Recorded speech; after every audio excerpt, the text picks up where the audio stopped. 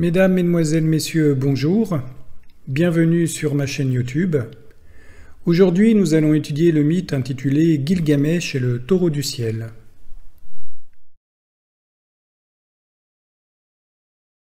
Ce poème traite de la querelle entre Gilgamesh et Inanna, suivi de son combat contre le taureau du ciel, parfois nommé le taureau céleste.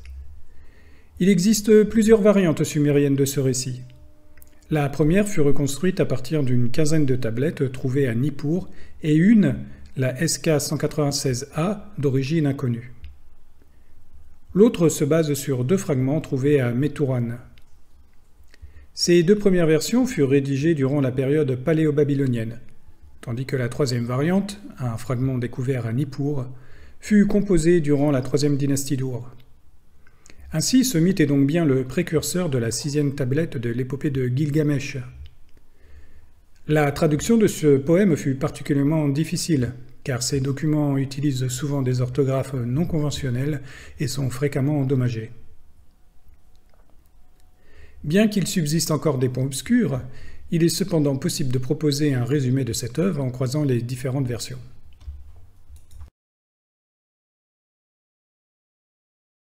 L'action se situe dans un jardin planté de genévriers, probablement au sein du Nippar d'Uruk. Là, Gilgamesh tondait des moutons pour en récupérer la laine. La tonte fait partie du travail du berger de l'époque.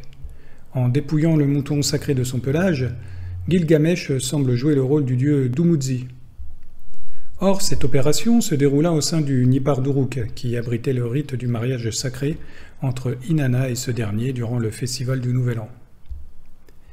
La laine du mouton sacré devait probablement servir à confectionner un vêtement de cérémonie pour cette occasion. De plus, le poète semble insinuer que Gilgamesh avait rapporté de nombreuses offrandes par bateau. Nous en déduisons qu'il remonta le canal du roi qui traversait la ville jusqu'au quai de Léana, à proximité du complexe cultuel. A-t-il fait don du mouton sacré, de sa laine, ainsi que des offrandes acheminées par voie fluviale à Ninsun? Si oui, ce quiproquo expliquerait la désillusion et la fureur d'Inanna à l'encontre de Gilgamesh. Alors ici, vous avez le saut-cylindre BM 116-722 datant de 3000 avant notre ère. On y voit un roi prêtre qui donne des fleurs à un couple de moutons. Les faisceaux de roseaux sont des symboles de la déesse Inanna et divisent la scène.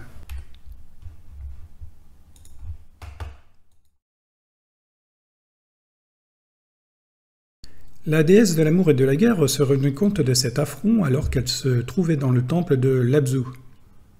Que faisait-elle dans la résidence principale d'Enki? Tentait-elle d'enivrer le dieu de la sagesse pour lui dérober les mets et les transmettre à sa cité comme nous pouvons le lire dans le mythe intitulé Inanna et Enki? Ou devait-elle recevoir sa bénédiction à la suite d'une requête de sa part? Quoi qu'il en soit, c'est en voyant Léla depuis le temple de Labzu que sa colère s'enflamma contre Gilgamesh. Or, de nombreux spécialistes se sont penchés sur la nature de cet objet. Le professeur Cavigno y a vu un auvent, tandis que le sumérologue Jeremy Black le considéra comme un baldaquin ou un dais. Cet élan a-t-il été négligé par Gilgamesh, provoquant ainsi l'emportement d'Inanna à son égard?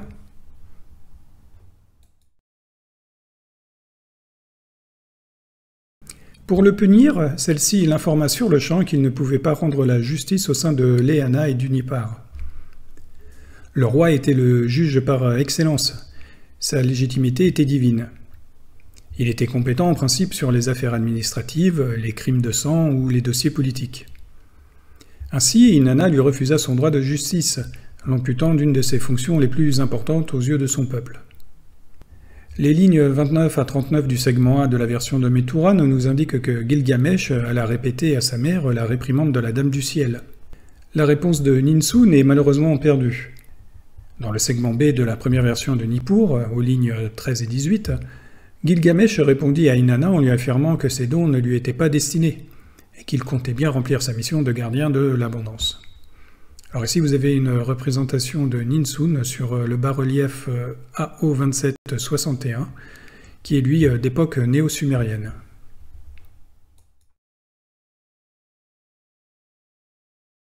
Gilgamesh semblait désireux de réaffirmer son autorité malgré le veto de la déesse Polyade d'Uruk. Folle de rage à la suite de ce nouvel affront, Elle se rendit auprès d'An pour lui réclamer le taureau du ciel. L'ancêtre des Anuna paraît recourir à des arguments pour dissuader Inanna de son projet. Sa venue sur Terre mélangerait les eaux et ses énormes bouses seraient dispersées un peu partout dans le pays. Il lui fit prendre la corde dans ses mains comme pour lui démontrer que l'animal n'obéissait qu'à lui. Mais Inanna insista en lui dévoilant la mission du taureau du ciel. Le terrible animal devait tuer Gilgamesh pour laver l'affront qu'elle avait subi. An tenta une nouvelle fois de la raisonner, en lui faisant comprendre que l'habitat naturel de cette bête se trouvait dans les cieux. Inanna perdit patience et le menaça de pousser son cri qui rapprocherait le ciel vers la terre. An prit peur et céda à la requête d'Inanna. Celle-ci prit la longe en lapis-lazuli et fit descendre sur terre le taureau du ciel. Alors sur le sous-cylindre A27903 de la période acadienne, qui se trouve actuellement au musée de l'Université de Chicago, vous pouvez voir une représentation d'Inanna en tenue de combat. Une fois arrivé sur Terre, le poète décrit les dégâts que commit le gigantesque animal. À Uruk, il dévora la végétation, but une énorme quantité d'eau du fleuve et brisa les palmiers de la ville. Le narrateur nous informe que son aura submergeait Kulab, un quartier de cette ville. Pendant ce temps, Gilgamesh se prélassait en compagnie du musicien Lugal-Gabagal. Ce dernier aperçut les ravages du taureau du ciel et avertit son souverain. Gilgamesh prit à la légère le compte-rendu de son barde. Il lui demanda de lui verser à boire et de lui faire entendre de la musique. Le poète-chanteur refusa de s'exécuter et poussa probablement Gilgamesh à prendre les armes. Avant de se lancer dans le combat, ce dernier donna des instructions à sa mère et à sa sœur Peshtur. La première dut se rendre dans la maison d'Enki pour une raison qui nous est inconnue. La deuxième était tenue de regrouper le menu et le gros bétail, probablement tous deux dispersés dans la nature.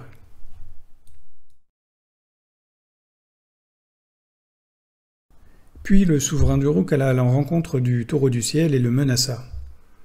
Une autre personne semble avertir la bête, vraisemblablement Enkidu qui accompagnait son ami au combat.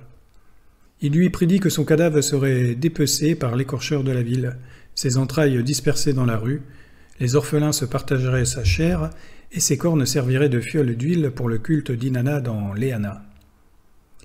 La déesse observait la scène du haut du mur de la ville. Le taureau du ciel beugla dans la poussière, faisant fuir les habitants de la ville. Enkidu se plaça derrière le furieux animal. Peut-être le retenait-il par la queue. Il exhorta son ami à porter le coup fatal à leur ennemi. Gilgamesh souleva sa lourde hache et fracassa la tête de la bête. Il découpa ensuite une cuisse du taureau et voulut frapper Inanna avec. Mais il la manqua et démolit le rempart de sa ville. Vexé, il finit par dépecer l'animal et accomplit la prédiction qu'avait annoncée Enkidu à leur adversaire. Cette doxologie semble tout aussi ironique que le fait d'avoir transformé les cornes en fiole d'huile pour commémorer sa défaite.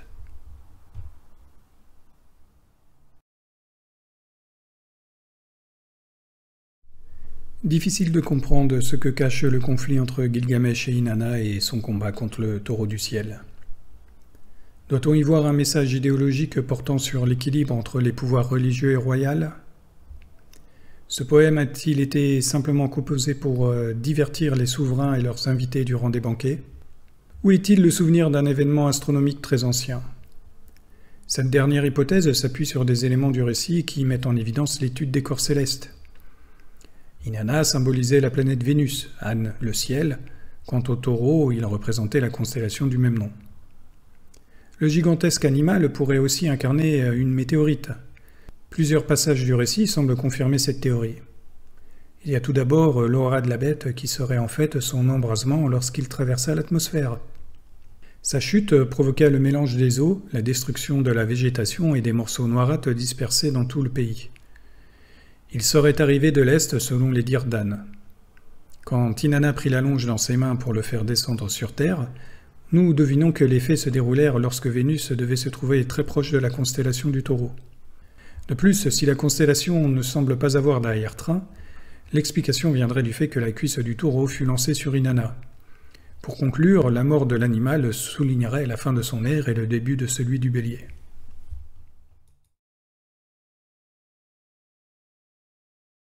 Voilà, c'est tout pour le mythe Gilgamesh et le taureau du ciel. Alors pour ceux qui veulent creuser un peu plus le sujet, vous pouvez trouver l'intégralité de ce poème dans mon livre intitulé « Les aventures sumériennes de Gilgamesh ». Donc je vous mettrai le lien en bas de cette vidéo. Voilà, c'est tout pour aujourd'hui. Encore merci et à la prochaine.